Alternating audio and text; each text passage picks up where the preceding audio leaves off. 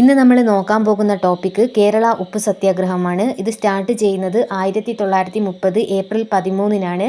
Leader എന്ന് പറയുന്നത് K കേളപ്പനാണ്. ഇനി നമ്മൾ മറ്റ് നേതാക്കളിലേക്ക് വരികയാണെങ്കിൽ P Krishnapillai, K Kunjappa Nambiar, P Keshava Nambiar, P C Kunjiraman Nambiar ഇവരൊക്കെയാണ് മറ്റ് നേതാക്കളിൽ വരുന്നത്. ഇതിൽ പി കൃഷ്ണപിള്ള എന്ന് പറയുന്നത് നമുക്കറിയാം സഖാവ് എന്നറിയപ്പെടുന്ന വ്യക്തിയാണ്. അതുപോലെ തന്നെ കേരളീയൻ എന്നറിയപ്പെടുന്ന വ്യക്തിയാണ് ആര്? കെ കുഞ്ഞപ്പ നമ്പ്യാർ എന്ന് പറയുന്നത്. അടുത്തത് നമ്മൾ ഈ ഒരു ഉപ്പ് സത്യാഗ്രഹത്തിൻ്റെ കേന്ദ്രമാണ് നോക്കുന്നത്. പയ്യന്നൂരിലാണ് ഈ ഒരു ഉപ്പ് സത്യാഗ്രഹം നടക്കുന്നത്.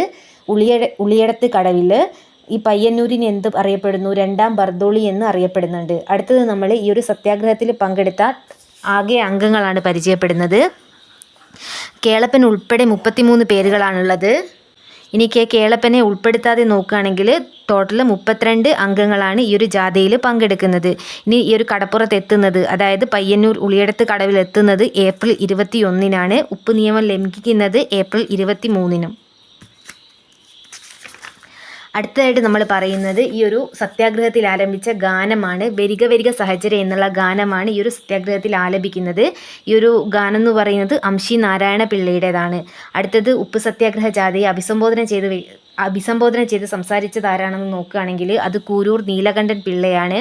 ഇനി കെ കേളപ്പൻ്റെ നേതൃത്വത്തിൽ നടന്ന ഈ ഒരു പയ്യന്നൂർ സത്യാഗ്രഹത്തിൻ്റെ ക്യാപ്റ്റനെ നോക്കുകയാണെങ്കിൽ, അതായത് ഈ പയ്യന്നൂർ സത്യാഗ്രഹ ജാഥയുടെ ക്യാപ്റ്റനെ നോക്കുകയാണെങ്കിൽ അത് കുഞ്ഞിരാമൻ നമ്പ്യാരാണ്. ഇനി കെ കേളപ്പനെ അറസ്റ്റ് ചെയ്തപ്പോൾ അടുത്ത നേതാവായിട്ട് വരുന്നത് മൊയ്യരത്ത് ശങ്കരനാണ്. കേരളത്തിൻ്റെ ഉപ്പ് സത്യാഗ്രഹത്തിൻ്റെ പൈലറ്റ് എന്നറിയപ്പെടുന്നത് ഈ മൊയ്യരത്ത് ശങ്കരനാണ്. അപ്പം മൊയ്യരത്ത് ശങ്കരനെയും പോലീസ് അറസ്റ്റ് ചെയ്തു. ആദ്യം കെ കേളപ്പനെ അറസ്റ്റ് ചെയ്തു, ശേഷം മൊയ്യരത്ത് ശങ്കരൻ വരും. അദ്ദേഹത്തെ അറസ്റ്റ് ചെയ്തപ്പോൾ സത്യാഗ്രഹത്തിൻ്റെ വേദി എങ്ങോട്ടേക്ക് മാറ്റും? കോഴിക്കോടേക്ക് മാറ്റുകയാണ് ചെയ്യുന്നത്. ഇനി കോഴിക്കോട് ഉപ്പ് സത്യാഗ്രഹത്തിന് നേതൃത്വം നൽകുന്നത് മുഹമ്മദ് അബ്ദുൾ റഹ്മാനാണ്. കേരള സുഭാഷ് ചന്ദ്രബോസ്, ബേപ്പൂർ ഗാന്ധി, കേരളത്തിലെ വീരപുരുഷൻ എന്നൊക്കെ അറിയപ്പെടുന്നത് മുഹമ്മദ് അബ്ദുൾ റഹ്മാനാണ്.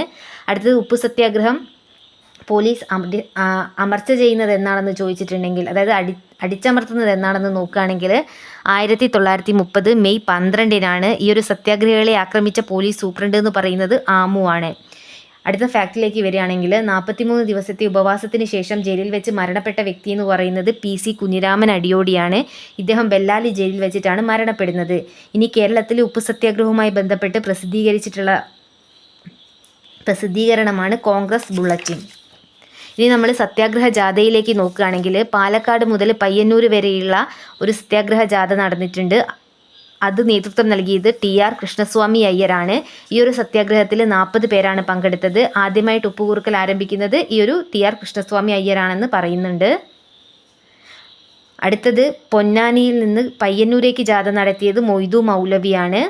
അടുത്ത നമ്മൾ ഈ ഒരു സത്യാഗ്രഹത്തിൽ പങ്കെടുത്തിട്ടുള്ള മറ്റ് നേതാക്കളെയാണ് പരിചയപ്പെടുന്നത്. മുഹമ്മദ് അബ്ദുൾ റഹ്മാൻ സാഹിബ് നമ്മൾ ഓൾറെഡി പരിചയപ്പെട്ട് കഴിഞ്ഞു. അടുത്തത് മൊയ്യരത്ത് ശങ്കരൻ, അദ്ദേഹത്തെ നമ്മൾ പരിചയപ്പെട്ടു. മൊയ്തു മൗലവി, അദ്ദേഹത്തെ നമ്മൾ പരിചയപ്പെട്ടിട്ടുണ്ട്. അപ്പം ഇത് മൂന്നൊന്ന് ലിസ്റ്റ് ചെയ്യുകയാണ് ചെയ്യുന്നത്. അപ്പം കേരളത്തിലെ മറ്റ് നേതാക്കളെയാണ് നമ്മളിപ്പോൾ പരിചയപ്പെട്ടത്. അടുത്തത് 1930 AKGയെ ഉപ്പ് സത്യാഗ്രഹത്തിൽ പങ്കെടുത്തതിന് അറസ്റ്റ് ചെയ്യുന്നുണ്ട് എന്നുള്ളൊരു ഫാക്റ്റ് ഉണ്ട്. അതുപോലെ തന്നെ 1934 ഗാന്ധിജി എന്ത് ചെയ്യുന്നുണ്ട്? പയ്യന്നൂർ സന്ദർശിക്കുന്നുണ്ട്. അടുത്തതായിട്ട് നമ്മൾ ഈ ഒരു ഉപ്പ് സത്യാഗ്രഹത്തിൽ ദേശീയ പതാക ബലം പിടിക്കാനൊരുങ്ങിയ പോലീസിനെ ധീരതയോടെ എതിർത്ത ആളുകളെ നോക്കുന്നുണ്ട്. അത് പി കൃഷ്ണപിള്ളയും RV ശർമ്മയുമാണ്. ഇത്രയാണ് നമ്മൾ ഉപ്പ് സത്യാഗ്രഹത്തിൽ പഠിക്കുന്നത്.